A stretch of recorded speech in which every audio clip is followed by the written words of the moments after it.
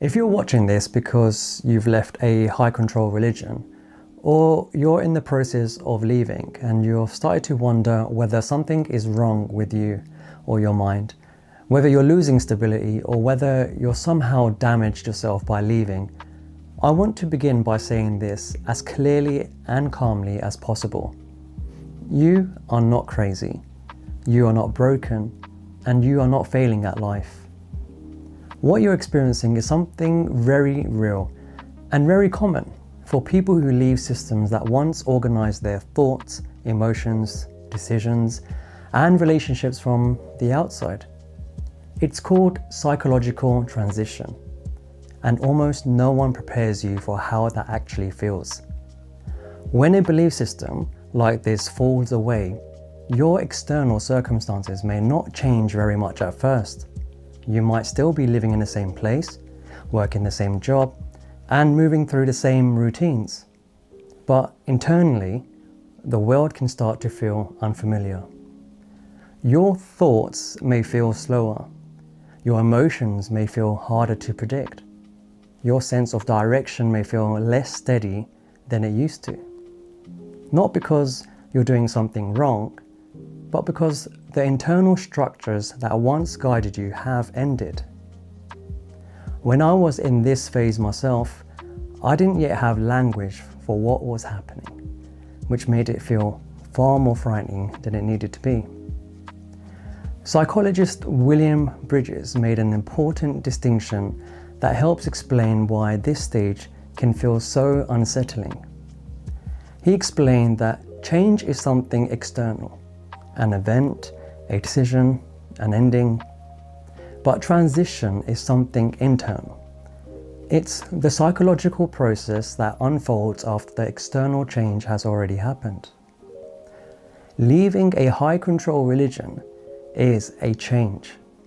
What you're experiencing now is the transition. And transitions by their nature involve confusion, instability, emotional fluctuation, and a temporary loss of orientation. And that is because the old internal framework has ended and your nervous system hasn't yet learned how to operate without it. What can feel like dysfunction is often your mind doing exactly what it's designed to do when familiar certainty disappears. After leaving, many people expect relief or clarity, or a sense of freedom. But instead, what often shows up first is something quieter and more disorientating. You might notice yourself overthinking small decisions, replaying conversations, questioning reactions that once felt automatic, feeling calm one moment and overwhelmed the next. This isn't a sign of instability. It's a sign that your mind is adjusting to the absence of structure. High control religions don't just tell you what to believe, they organize how you interpret reality. They reduce ambiguity, they provide ready-made answers for doubt, fear, guilt, and uncertainty. When that framework is removed, your nervous system doesn't immediately know what to do with the extra space. So it scans, it hesitates, it stays alert, not because something is wrong, but because it's no longer being directed moment by moment. This is why many people in this phase experience mental fog, emotional sensitivity, or a persistent sense that something feels off, even when nothing obvious is wrong. These sensations can be frightening, especially if you've been taught to mistrust your own mind. But they are not signs of collapse. They are signs of reorganization. Another common experience during this stage is a kind of internal monitoring. You may find yourself checking in on your thoughts and feelings repeatedly, wondering whether you're coping well enough or whether you should be further along by now. This isn't weakness. It's what happens when certainty is removed faster than safety can replace it. I want to pause here and say something gently because it matters. You do not need to fix this. You do not need to force clarity. And you do not need to understand everything right now. Psychological transition is not a problem to solve. It's a state to be stabilized. And stabilization begins with knowing that what you're experiencing has a name, a pattern, and a reason.